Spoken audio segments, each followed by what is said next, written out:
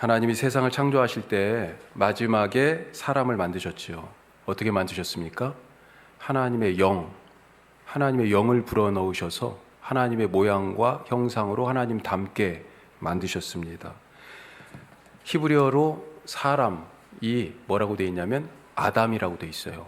그러니까 아담이란 말은 어떤 한 특정한 사람, 고유명사이기도 하지만 사람 전체를 일컫는 말이기도 합니다. 아담을 만드셨다라고 하는 것은 처음에 딱 그 한 사람을 만들었다는 말도 되지만 모든 사람들이 다 하나님의 손에 의해서 만들어졌다는 그런 말이에요. 하나님이 만드신 그 사람, 그 아담, 누굽니까? 하나님의 아들이에요. 무엇으로 숨쉰다고요? 하나님이 호흡을 주셨잖아요. 우리 자녀들이 다 부모님을 통하여 호흡을 받지 않았습니까? 자녀들이 다 부모님 닮았잖아요. 이 아담이 하나님의 형상, 하나님의 모양을 쏙 빼닮은 하나님 닮은 하나님의 자녀입니다. 자, 그래서 누가복음에는 예수님의 족보가 나오는데 이 족보를 기록한 방식이 좀 특이해요. 우리가 족보하면 위에 처음 시조부터 해가지고 이렇게 쭉 나와서 내가 몇 대 뭐 이렇게 나오잖아요. 그런데 예수님의 족보 누가복음에 나온 이것은 거꾸로 예수님부터 위로 또 위로 아버지를 찾아서 위로 올라갑니다. 자, 어디까지 올라가요? 아담한테까지 가는 거죠. 그런데 아담에게서 멈추지 않습니다. 그 위로 또 올라가요. 어디요? 하나님에게서 이 예수님의 족보가 누가복음에는 그렇게 거꾸로 올라가는데 하나님에게서 그쳐요. 하나님이 우리의 첫 번째 아버지시다. 그것을 가르쳐주고 계시는 것입니다. 예수님이 우리에게 오셔서 그래서 자꾸 너희 진짜 아버지가 누군지 알아? 너희 진짜 아버지가 바로 하늘에 계신 그분이야 라고 계속 가르쳐 주신 거예요. 사람에게 하나님은 아버지시고 사람은 하나님의 자녀다라고 하는 것을 믿으시기 바랍니다. 이것처럼 큰 믿음이 없어요. 자, 이 첫 번째 사람에게 어떤 명령을 내리셨어요? 하나님의 자녀로 하나님 닮도록 하나님의 숨을 불어넣어서 하나님 쏙 빼닮은 그런 사람 아담을 만드시고 생육하고 번성하고 땅에 충만하라. 자, 이렇게 말씀하셨는데 이것은 하나님의 자녀가 땅에 가득할 것이다. 앞으로 그 하나님의 꿈, 그 하나님의 비전을 지금 선포하신 것입니다. 그리고 이 사람에게, 이 하나님의 자녀에게 또 뭐라고 말씀하셨어요? 땅을 정복하고 땅을 다스려라. 하나님의 자녀들에게 이 땅이 뭐예요? 하나님이 창조하신 세상이잖아요. 지금 하나님이 만드신 이 세상의 모든 것을 다스리고 거기에서 하나님의 통치를 실현하라고 사명을 주신 것입니다. 그런 일을 맡기셨어요. 자, 하지만 우리가 알다시피 사탄이 그걸 방해하잖아요. 사람들을 유혹해서 죄에 빠지게 했습니다. 결국 사람들이 교만과 불순종으로 범죄해서 하나님의 자녀의 자리를 잃어버렸어요. 하나님의 자녀의 그 신분을 잃어버렸습니다. 죄 때문에. 탕자 이야기가 바로 그런 것 아닙니까? 스스로 한 아버지의 아들 되기를 거부하고 집을 나갔잖아요. 호적 파서 간 겁니다. 나는 이제 더 이상 아버지 필요 없어요. 나는 아버지 없이도 살아요. 나는 이 집 아들 이제 안 해요. 집 떠났지 않았습니까? 하나님 자녀의 신분을 잃어버리니 어떻습니까? 자녀가 누리던 권세도 없어지는 것입니다. 어떤 권세를 가지고 있었어요? 하나님이 맡겨주신 창조 세계를 하나님처럼 왕노릇하면서 다스리는 그 권세, 그걸 잃어버렸어요. 이것이 뭐예요? 다른 말로 얘기하면 그 땅을 잃어버린 거예요. 하나님이 맡겨주신 땅을 잃어버린 것입니다. 자, 하지만 이때부터 이 하나님의 자녀의 자리를 잃어버리고 하나님의 자녀로서 누리는 그 땅을 차지하는, 땅을 다스리는 권세, 그것도 다 잃어버렸는데 이때부터 하나님의 구원이 시작되는 거예요. 아브라함을 택하셨죠. 죄인이 의인이 되는 그런 길을 열어주셨습니다. 예? 집 나간 자식이 다시 아버지 집에 돌아올 수 있는 그런 길을 열어주셨어요. 자, 죄인이 의인이 어떻게 됩니까? 어떻게 의롭게 돼요? 어떻게 의롭게요? 어떻게 다시 하나님의 자녀가 돼요? 어떻게 우리가 구원받습니까? 무엇으로요? 믿음으로. 아브라함에게 그 일을 보여주시잖아요. 자, 창세기 15장 말씀 이렇게 되어 있습니다. 아들을 낳지 못하는 아브라함과 하와에게, 사라에게 하나님이 아들 낳을 거다. 그 자녀가 하늘의 별처럼 땅에 바다의 모래처럼 셀 수 없이 한둘도 아니라는 거예요. 그 자손이. 그런데 그것을 아브라함이 철석같이 믿었습니다. 같이 읽어요. 아브라함이 여호와를 믿으니 여호와께서 이를 그의 의로 여기시고, 아멘. 아들 낳을 것이다. 불가능한 일이에요. 그런데 그것을 믿었어요. 그 약속을 믿은 아브라함을 하나님이 의롭다 하셨습니다. 이제 죄인이 아닙니다. 믿음은 죄를 이기는 능력이 있어요. 이렇게 믿음으로 의롭게 되는 하나님의 자녀가 되는 길이 다시 열린 것입니다. 자, 그리고 이 신분이 지금 회복됐잖아요. 자, 아까 자녀로서의 지위를 잃어버렸죠. 죄 때문에. 또 뭘 잃어버렸어요? 땅을 잃어버렸어요. 하나님이 만드신 세상을 다스릴 권세를 잃어버린 거예요. 자, 그래서 이 믿음으로 자녀가 된 자들에게 하나님께서 그 잃어버렸던 땅, 그걸 또 주신다고 말씀하시는 거예요. 그래서 아브라함에게 자꾸 하는 얘기가 뭐예요? 내 자손에 대한 얘기, 내 땅에 대한 얘기. 그 약속을 복으로 주시겠다고 자꾸 약속하시잖아요. 이 땅이 어떤 땅입니까? 아브라함에게 주시겠다고 하신 이 땅이 어떤 땅이에요? 눈에 보이는 그 좁디 좁은 가나안 땅이 결코 아닙니다. 그게 눈에 보이고 발에 밟히지만 그건 상징적인 의미고요. 진짜는 따로 있어요. 착각하지 마시기 바랍니다. 어떤 땅입니까? 하나님이 원래 창조하시면서 첫사람들에게 맡기신 바로 그 땅이에요. 원래 하나님이 창조하신 그 세상입니다. 다른 말로 얘기하면 하나님의 나라예요. 하나님의 나라. 그것을 주신다는 것입니다. 자, 이 구원의 프로젝트가 예수님에게서 완전히 이루어졌잖아요. 예수님이 십자가와 부활을 통해서 죄를 이기시고 사탄을 끝장내셨습니다. 따라서 예수님을 믿음으로 어떤 일이 일어나요? 아까 뭘 잃어버렸다고요? 자녀됨의 자리를, 그 신분을 잃어버렸어요. 그래서 믿으니까 어떻게 돼요? 하나님의 자녀가 된다고 말씀하잖아요. 또 믿으니까, 예수님을 영접하니까 어떻게 돼요? 영접하는 자, 곧 그 이름을 믿는 자들에게는 하나님의 자녀가 되고, 또 뭐가 있어요? 하나님의 자녀로서 누리는 권세까지 주신 거예요. 그 권세가 뭡니까? 예수님과 더불어서 영원히 이 땅을, 하나님이 창조하신 이 땅을 통치하는, 하나님의 땅을 찾아오는 그 일을 하는 권세, 바로 그것을 주신다는 것입니다. 자, 그런데 오늘 말씀 보니까 이스라엘에게 이런 구원이 있습니까? 이런 구원이 있어요? 지금 누리고 있습니까? 오늘 말씀이 시작되는 13장 1절 보십시다. 자, 1절이 이렇게 되어 있어요. 같이 읽어요.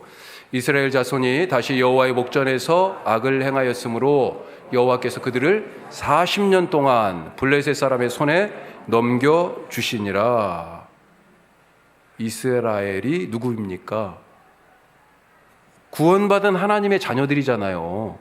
그런데 다시 지금 여호와의 목전에서 악을 행하고 있어요. 어떻게 돼요? 하나님의 자녀로서의 자리를 또 잃어버리는 것입니다. 자, 자녀로서의 자리를 잃어버리니까 어떻게 돼요? 어디에 살게 됩니까? 지금 이 사람들 어디 살고 있어요? 블레셋의 통치를 받고 사탄의 지배 아래서 지금 살고 있잖아요. 그런데 우리가 알다시피 지금 이 땅이 어떤 땅이에요? 이 이스라엘 사람들이 살고 있는 이 땅이 어떤 땅이에요? 하나님이 구원하여서, 종살이하던 이집트에서 구원하여서 홍해 건너서 광야를 지나서 다시 요단강을 건너서 하나님이 약속으로 주신 구원의 땅이잖아요. 아니, 구원의 땅에서, 자유의 땅에서, 해방의 땅에서 구원 없이, 자유 없이 지금 종살이를 또 하고 있는 거예요? 이게 무슨 말입니까? 이 땅에서 구원받은 자의 자녀로서요, 하나님의 자녀로서의 그 지위를 잃어버리고 죄를 짓고 살고 있기 때문에 하나님이 주신 그 축복의 땅도 같이 잃어버린 것입니다. 여전히 그래서 약속의 땅에서, 이거 아이러니잖아요. 약속의 땅, 구원의 땅에서 블레셋의 지배를 받고 죄의 통치 아래서 지금 살아가고 있다는 것 아닙니까? 자, 이때 하나님이 일을 행하셔요. 구원의 일을 시작하십니다. 이때 한 아이가 태어나는 것입니다.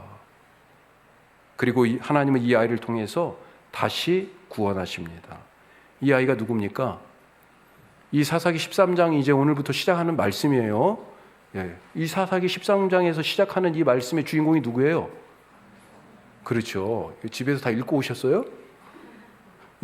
토요일 날 이거 본문을 딱 주보를 전달되잖아요. 카톡으로요. 집에서 앞뒤로 말씀을 좀 읽고 오셔야 돼요.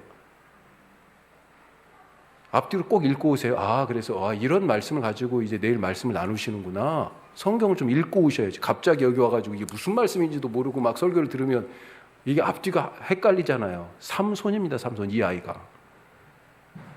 오늘 교사주일인데 이 말씀을 통해서 어떻게 우리가 그래서 이 구원이 없는 시대에 하나님의 구원 계획을 받아들이면서 그 구원을 이루어 나갈 하나님의 자녀들을, 우리의 자녀들을 어떻게 키울 것인지 말씀을 통하여 배우도록 하겠습니다. 자, 첫 번째로 같이 해요. 희망이 자녀들에게 있습니다. 맞습니까? 그래요. 희망이 자녀들에게 있어요. 하루 이틀도 아니고 지금 얼마 동안 블레셋에게 눌려 있어요? 40년이에요. 40년. 40년간 이 통치를 받고 있습니다. 우리는 알잖아요.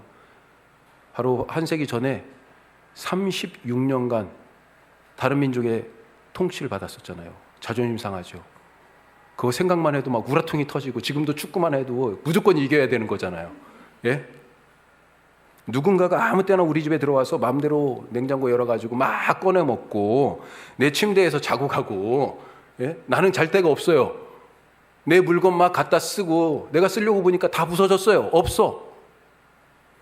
엄마한테는 밥하라고 막 시키고 아빠는 나가서 일하라고 막 보내고 자기는 소파에 딱 누워가지고, 이런 사람이 있다고 쳐봐요. 이게 말이 되는 얘기입니까? 그런데 이런 일을 지금 이스라엘이 40년간 당했습니다. 아무 때나 와가지고 막 끌어갑니다. 필요한 것들 아무 때나 와가지고 약탈해 갑니다. 1년 동안 농사를 지었어요. 추수할 때가 되니까 군대를 몰고 와가지고 칼 차고 와가지고 싹 실어가는 거예요. 뭐 먹고 살아요? 내 자식들은 뭘로 키웁니까? 1년 동안 수고한 나의 땀의 결과는, 열매는 어디 있는 거예요? 그런 때를 지금 몇 년 살았어요?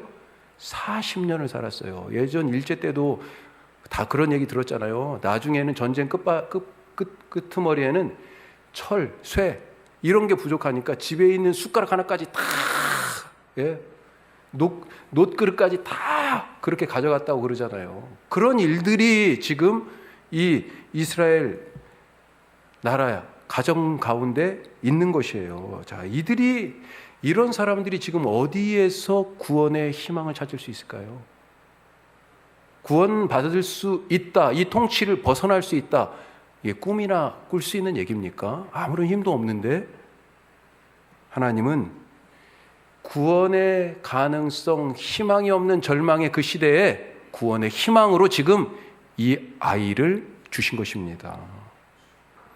그 옛날 이집트에 종살이 할 때도 이스라엘의 그 구원의 희망으로 아기를 주셨어요. 어떤 아기입니까? 아기 이름이? 이집트에서 종살이 할 때 아기 나왔잖아요. 누구예요? 모세. 영적으로 암울한 이 사사시대가 끝나고 나서 그 끄트머리에 정말로 암흑이 극에 달하여 있을 때, 그때 이 영적 혼란기에 한나라고 하는 이 엄마의 기도를 통하여서 그 응답으로 아기를 또 주셨습니다. 누구예요? 사무엘이죠. 사무엘. 선지자 이사야도요, 구원의 희망으로 장차 온 세상을 구원할 아기가 올 것이다, 그렇게 예언했습니다. 누굽니까? 예수님이죠. 예수님. 아기로 오셨잖아요. 아기로. 예수님, 모세, 사무엘, 그리고 오늘 이 말씀의 삼손, 모두 다 구원을 갈망하던 시대에 하나님이 보내주신 희망의 선물입니다. 너무나 감사하지 않아요? 우리 자녀들이 바로 지금 이 구원이 없어 보이는 이 시대에 하나님의 구원을 펼쳐 나갈 그런 이 시대에 주신 하나님의 선물, 하나님의 희망인 것을 믿으시기 바랍니다. 하나님이 그 희망을 우리 자녀들에게 걸고 있고요. 우리도 그렇게 기대하잖아요. 뿐만 아니라 우리가 하나님의 자녀잖아요. 하나님이 바로 우리에게 그 구원의 계획을 펼쳐나갈 희망을 걸고 계시는 것입니다. 우리가 그렇게 중요한 사람들이에요. 위대한 사람들입니다. 자부심을 갖고 살아가시길 바랍니다. 그리고 또 그런 자부심과 소명으로 우리 자녀들을 키워나갈 수 있기를 간절히 바랍니다. 이 시대에 우리 자녀들이 있는 것이 희망이잖아요. 우리 교회도 지금 자녀들이 있으니까 아까 영상도 봤지만 얼마나 정말 가슴이 뿌듯해요. 만약에 우리끼리만 연세 드신 우리들만 모여 앉아 있으면 아휴, 우리 교회가 내일은 어떻게 될까? 5년 후는 10년 후는 어떻게 될까? 이렇게 생각하지 않겠어요? 우리 자녀들이 희망이기 때문에 그 자녀들을 말씀으로 먹이면서 믿음으로 양육하는 교사들 정말로 귀한 분들이죠. 우리 선생님들께 정말 감사하고 늘 위해서 기도해 주시기를 간절히 바랍니다. 자, 두 번째로, 자, 같이 해요. 하나님의 지혜로 양육하십시오. 그렇죠? 하나님의 지혜로. 이 구원의 희망과 씨앗으로 주신 이 자녀들, 이 아이들을, 이 아기를 어떻게 해야 할까요? 하나님의 지혜로 양육해야 된다. 이스라엘이 블레셋에게 이 40년간 지배를 받고 있던 그 치욕의 어느 날 3절 말씀을 보니까 하나님의 사자가 아기를 낳지 못하는, 잉태가 안 되는, 임신이 안 되는 이 여인에게 나타나서 놀라운 말을 하죠. 아이를 낳을 거라고 얘기합니다. 그러니까 이 여인이 남편에게 지금 달려가서 얘기하는 거예요. 이 이야기를 전합니다. 누군가가, 나를 찾아온 누군가가 누군지는 몰라요. 그런데 하여튼 처음 보는 그 사람이 와가지고 세 가지를 얘기하는 거예요. 자기를 찾아와서 뭐라고 얘기합니까? 아기를 낳을 것이다. 그리고 그 아기를 나실인으로 키워야 한다. 이런 얘기를 두 번째로 하고, 또 한 가지는요, 그를 통해서 블레셋에서 이스라엘을 하나님이 구원하실 것이다. 아, 이런 말을 했다고 남편에게 전하는 것입니다. 그러면서 그 모습을 얘기하는데 그 용모가 제가 볼 때는 여호와의 사자 같아요. 아내가 남편에게 그렇게 얘기합니다. 남편 이름이 어떻게 돼요? 오늘 8절 말씀에 이름이 나오죠. 마노아, 삼손의 아버지예요. 이 마노아가, 남편이 이 말을 듣고 어떤 반응을 보였습니까? 야, 우리 아내가 너무너무 아기를 원하다 못해서 이제는 헛것을 보는구나. 그렇게 생각한 거예요? 아기 이야기나 이게 블레셋으로부터 우리가 구원받을 것이다. 이게 둘 다 지금 불가능한 일이잖아요. 안 그래요? 아니, 지금까지 그 많은 시간과 노력들이 있었는데 아기 이제 더 이상 갖는다는 거 희망이 없는 일이에요. 안 된다는 거 알고 있어요. 불가능해. 40년간 지금 통치를 받아가지고요, 이제는 정신도 삶도 다 빼앗겼어요. 구원? 생각도 못하는 거예요. 너무 어두워서 아예 길을 찾는 것 자체를 이제는 생각을 못하고 있는 그런 때입니다. 아기 이야기든지 블레셋으로부터 구원받을 것이다 라고 하는 거든 어떤 이야기든지 다 허무맹랑한 이야기, 실현 불가능한 이야기다. 이렇게 남편이 아내 말을 그렇게 치부했을 수도 있습니다. 그런데 이 남편 마노아는 그러지 않았습니다. 아내의 말을 듣고 마노아가 어떻게 합니까? 오늘 8절 말씀에 나오잖아요. 뭐 했어요? 같이 읽어요. 마노아가 여호와께 기도하여 이르되, 그래요. 뭐 했다고요? 기도했습니다. 우리 계속해서 기도하자 그러는데 왜 기도하러 안 오시는 거예요? 예? 집에서 하고 계시죠? 하셔야 돼요. 교회는 안 오셔도 되는데 집에서라도 하셔야 돼. 지금 이 이야기를 듣고 남편 마노아가 여호와께 기도하여서, 자, 기도하여 이르되, 같이 해요. 주여 구하옵나니 주께서 보내셨던 하나님의 사람을 우리에게 다시 오게 하사 우리가 그 낳을 아이에게 어떻게 행할지 우리에게 가르치게 하소서. 자, 이 기도 내용을 보니까 놀라운 것이 있어요. 마노아의 믿음이 나타나 있습니다. 뭐라고 돼 있어요? 아기를 낳는 것을 지금 기정사실화하고 있습니다. 아니, 지금까지 안 되던 일이라니까요. 그런데 아기를 낳는 것을 그냥 믿어버려요. 그걸 전제하고 얘기합니다. 우리가 낳을 그 아이, 사실 번역이 우리가 낳을 우리가 그 낳을 아이라고 지금 돼 있어요. 그런데 지금 제가 바꿔 써놨어요. 우리가 낳을 그 아이예요, 사실. 우리가 낳을 그 아이, 그 아이라고 부릅니다. 우리가 앞으로 이 아이를 낳을 거라고 이미 전제를 하고 있어요. 자, 그러면서 오히려 뭐라고 얘기합니까? 하나님의 사람을 다시 보내주셔서 아이는 낳을 거니까 이 낳을 아이를 어떻게 키울지 우리에게 가르쳐 주세요. 그 기도들이잖아요. 정말로 하나님께서 이 마노아의 기도처럼 전에 보냈던 그 사자를, 그 사람을 다시 보냅니다. 아내가 밭에서 일하고 있을 때 이 사람이 다시 찾아와요. 깜짝 놀라죠. 또 오셨구나. 잘 됐어요. 잠깐만요. 그리고 남편에게 막 뛰어가죠. 남편을 데리고 옵니다. 내가 그 사람 만났어요. 빨리 와보세요. 남편이 같이 와가지고요, 확인하죠. 지난번에 오셨던 그 사람 맞습니까? 맞아요? 우리 아내에게 그렇게 얘기한 그분이 맞아요? 그랬더니 내가 바로 그 사람이다 얘기하죠. 자, 이 신원 확인이 끝나고 나니까 뭐라고 얘기해요? 바로 마누아가 뭐라고 얘기해요? 자, 이 12절 말씀 보세요. 자, 12절 말씀 뒤쪽에 어떻게 돼 있어요? 자, 같이 읽어요. 이 아이를 어떻게 기르며, 그래요. 앞에서 맨 처음에 이 이야기를 들었을 때 하나님께 기도한 것처럼 이제 직접 만나서요, 똑같이 다시 물어봅니다. 어떻게 이 아이를 기르며 우리가 이 아이에게 어떻게 해야 되겠습니까? 이 부부가 아직 아기를 낳은 적이 없어가지고 몰라서 물어볼 수도 있겠어요. 아이를 어떻게 키워야 될지 정말 당황스러워서 그랬을 수도 있을지 모르겠습니다.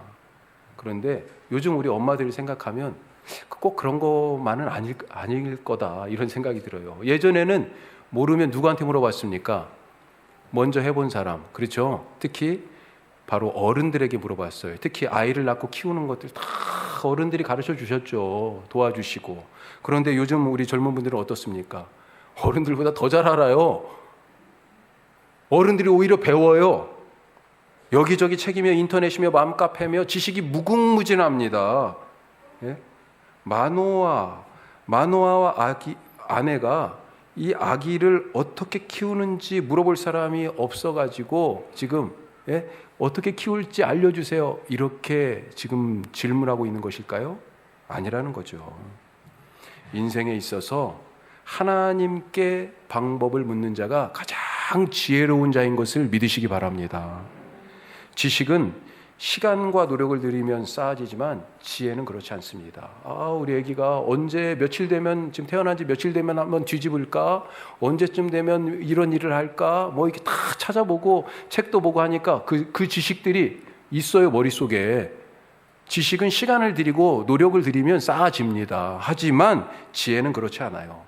많이 알고도 지혜롭지 못한 사람이 있고요, 적게 알지만 지혜로운 사람이 있습니다. 지혜는요, 하나님이 주시는 거예요. 저희도 아들 둘을 키우고 지금도 있습니다만, 예. 큰아들 키울 때 특별히 시행착오를 많이 한 것 같아요. 애가 어린이집에 가기 바로 전쯤이었을 것 같습니다. 바깥에 나가서 이렇게 놀도록 하는데 애들이, 그 동네 애들이 너무 거칠어 보이는 거예요. 거칠어 보여. 막 욕도 막 하고, 이 꼬마들이. 예? 그리고 노는 게 이거 너무, 이러다가는 야, 이거 애 안 되겠다. 그래가지고요, 몇 번 내보냈다가 이정 목사가 집에서 안 내보내기 시작했습니다. 방에서. 이 창문만 열면 바로 바깥에, 이 다세대 주택 바로 앞에, 예, 여러 집들이 바로 이 약간 조그마한 공터 비슷한 게 있었어요. 거기에서 막 바글바글 놀고 있는데 안 내보내요. 그때는 그게 아이를 위한 건 줄 알았어요. 그게 맞는 방법인 줄 알았어요. 더군다나 엄마가 기독교 교육을 전공했어요. 그래가지고 바르게 선택했다고 생각했어요. 하지만 나중에 알았어요. 우리가 틀렸다는 것을. 그때 좀 위험하지만, 좀 불안하지만 그래도 내보냈어야 했다고요. 그런데 그런 실수를요, 한 번으로 그쳤을까요? 아니에요.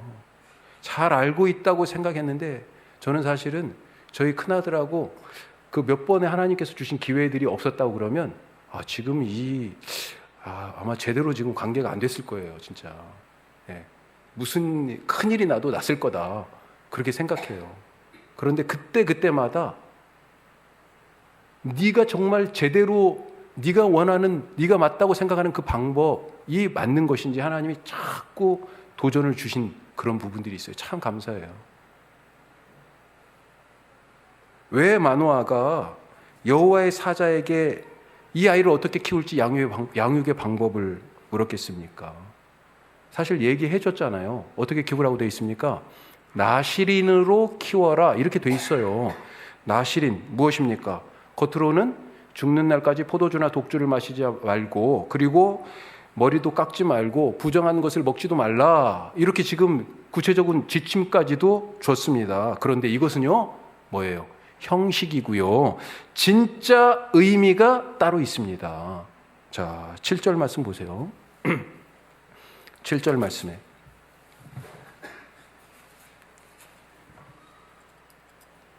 자, 7절 말씀을 보면 그가 내게 이르기를 보라 내가 임신하여 아들을 낳으리니, 자, 아들 낳는다는 얘기하죠. 사자가 얘기하는 것입니다. 여호와의 사자가 이제 포도주와 독주를 마시지 말며 어떤 부정한 것도 먹지 말라. 이는 태에서부터 그가 죽는 날까지. 자, 여기 앞에까지는 뭐예요? 나시린이 어떻게 나시린으로 키워야 되는 그 형식을 지금 얘기하는 거예요. 그런데 더 중요한 것이 있어요. 그 의미가 나와 있습니다. 자, 이 아이는 태에서부터 그가 죽는 날까지 같이 해요. 하나님께 바쳐진 나시림이 됨이라. 아멘. 그가 죽는 날까지 하나님께 바쳐졌다라고 하는 것입니다. 나시린은 하나님께 바쳐진 사람이라는 거예요. 내 아들이 아니라는 것입니다. 하나님의 아들이고 하나님의 소유라는 거예요. 그래서 하나님께 이 아이의 양육의 방법을 묻는 것입니다. 하나님의 아들이니까, 하나님의 소유니까. 하나님 어떻게 해야 됩니까? 우리가 자녀를 위해서 기도하고 있습니까? 우리 교회 학교 선생님들이 부모님들보다 더 내 자녀를 위하여 기도하는 것은 아닙니까? 구원의 희망으로 주신 이 아기가 저절로 구원자가 되는 것이 아니에요. 양육의 과정이 필요합니다. 부모님, 선생님도 바로 또 우리들도 하나님의 자녀로 그렇게 하나님의 일을 감당할 수 있도록, 그렇게 우리 자신들이 또 세워져야 돼요. 우리가 세워지지 않으면 이 자녀들을 어떻게 제대로 잘 양육할 수 있겠어요? 이건 소경을 인도하는 꼴이죠. 가끔 그런 두려움이 있잖아요. 우리 부모님들에게는. 내가 이 아이를 정말 제대로 인도하고 있는 것인가? 좋은 안내자가 과연 되고 있는 것인가? 우리 부모님들이 무엇을 보고 무엇을 생각하고 무엇을 가르치느냐에 따라서 그 아이들은 그것이 맞다고 생각할 텐데, 내가 정말 맞다고 생각하고 내가 지금 오늘 보고 있는 그 이야기와 듣고 있는 그 말씀이 맞는 거예요? 오늘 마노아는 아직 태어나지도 않은 이 아이를 어떻게 가르쳐야 하는지, 이 아이에게 어떻게 해야 하는지 가르쳐달라고 하나님께 기도했어요. 아직 아기도 안 태어났어요. 우리도 그렇게 기도할 수 있길 바랍니다. 그래야 세상의 얄팍한 지식이 아니라 하나님의 지혜로 양육할 수 있습니다. 자, 세 번째로 같이 합니다. 하나님을 믿음으로 양육하십시오. 하나님을 믿음으로. 자, 12절 말씀 한번 보죠. 12절 말씀. 우리 앞부분만 읽겠습니다. 마노아가 이르되 이제 당신의 말씀대로 되기를 원하나이다. 자, 여호와의 사자를 이제 아내를 통해서 만났어요, 직접. 그런데 처음 하는 얘기가 뭐예요? 신분을 딱 확인하고 나서, 그리고 나서 처음 하는 얘기가 이제 당신의 말씀대로 되기를 원합니다. 어디서 많이 들어본 말 아니에요, 이거? 말씀하신 대로 되기를 원합니다. 어디에서 들었어요? 천사가 마리아에게 찾아와서 얘기했을 때 마리아가 그렇게 얘기했습니다. 주의 여종이 오니 말씀대로 내게 이루어지이다.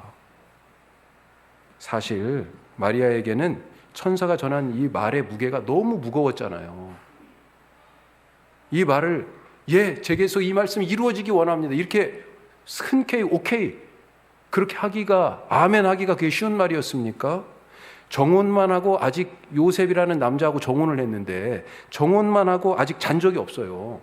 함께 아직 살질 않아요. 그런데 아기를 가졌단 말이에요. 돌맞아 죽을 일입니다. 하지만 천사가 전한 말은 단순히 네가 잉태하여 아기를 낳을 것이다 라고 하는 그 말만 아니었습니다. 어떤 얘기를 했어요? 이 아기를 통해서 하나님이 앞으로 어떤 일을 행하실지, 그 일이 바로 구원하는 일인데 그 하나님의 구원의 계획이 이 아기에게 담겨져 있다라고 하는 그 비전을 천사가 전했잖아요. 그래서 마리아가 내가 앞으로 어떤 일을 당할지 모르겠지만 하나님이 이 아기를 통하여, 나를 통하여 낳을 이 아기를 통하여 구원을 이루시겠다고 하니까 그 말씀하신 대로 내게 이루어지기 원합니다. 아멘 했던 것입니다. 자, 오늘 마누아도 그런 태도를 보이고 있어요. 당신의 말씀대로 되기를 원합니다. 자, 여호와의 사자가 전한 말씀대로 된다고 그랬어요. 어떤 말씀이에요? 무슨 말씀을 전했길래 이 말씀대로 되기를 원한다고 그렇게 얘기합니까? 아까 세 가지라고 그랬잖아요. 하나는 뭐예요? 아기를 낳을 것이다. 아기 못 낳고 있는데, 또 한 가지는요, 이 아기를 나실인으로 키워라. 이 두 가지예요. 그런데 더 중요한 것이 있어요. 뭐가 있습니까? 세 번째 말씀이 있어요. 5절 말씀 보세요. 자, 앞에 이렇게 돼 있어요. 보라, 내가 임신하여 아들을 낳으리니. 아들 낳는 얘기하죠. 또 나실인으로 키우라는 얘기가 계속해서 나오죠. 자, 그리고 나서, 자, 우리 노란색 글씨 말씀 같이 읽어요. 그가 블레셋 사람의 손에서 이스라엘을 구원하기 시작하리라. 아멘. 바로 이 말씀이에요. 그래서 나실인으로 키우라고 했고요. 그래서 아기를 주신다고 하신 것입니다. 무엇 때문에요? 이 백성을 구원해야 되기 때문에.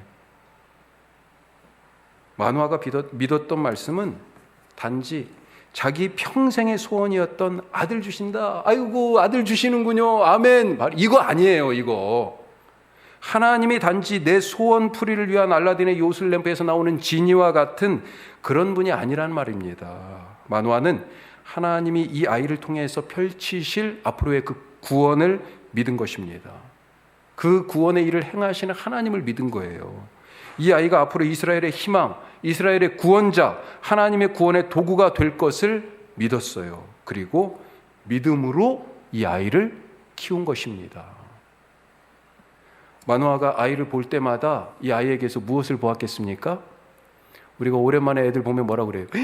아유, 키가 이렇게 많이 컸어? 그리고요, 얘기하다 보면 그것도 알고 있어? 키를 재보고요. 또 뭘 재봐요? 알고 있는지 얼만큼, 지식이 얼만큼 쌓였는지 지식의 크기를 재보고요. 점점 이제 나가면 뭐 합니까? 어느 학교에 들어갔는지 그거 재보고요. 그 사람의 연봉이 얼마만큼 올라가고 있는지 그것도 재보고요. 이 아들에게서 마누아가 지금 그런 거 받겠습니까? 이것이 하나님 나라와 관계없으면 다 소용없는 것들이잖아요. 마누아는 아이를 볼 때마다 뭘 받겠어요, 지금? 뭘 받겠어요? 이 아이에게서 믿음이 얼마만큼 자라고 있는지, 이 아이가 정말로 지금 구원자로, 이스라엘을 구원할 구원자로 성장하는 그 믿음이 지금 차고 있는지 그거 보지 않았겠습니까? 믿음을 심어야 믿음의 싹이 나고요. 믿음으로 키워야 믿음이 자라지 않겠습니까? 다른 것은 다 제공해 주면서 믿음 안 심어주고 믿음의 물을 안 주면 어떻게 하나님의 비전을 실현하는 그런 하나님의 자녀가 될 수 있겠어요. 오늘 말씀을 잘 기억하실 수 있길 바랍니다. 예수님을 통해 주신 그 구원의 희망, 그 희망이 바로 이 시대 가운데 있어요. 왜요? 이 시대에 하나님의 자녀인 우리가 있기 때문입니다. 이 시대에 우리 교회에 희망이 있고 우리 집에 희망이 있는 것은, 이 사회에 희망이 있는 것은 바로 지금 저 옆방에서 하나님의 구원의 희망으로 우리의 자녀들이 양육되고 자라고 있기 때문이에요. 이 자녀들, 우리 가정과 교회에서 하나님의 지혜로, 하나님을 온전히 믿음으로 잘 이 자녀들이 양육될 수 있기를 간절히 바랍니다. 그리고 그 일을 위해서 우리가 어떻게 해야 돼요?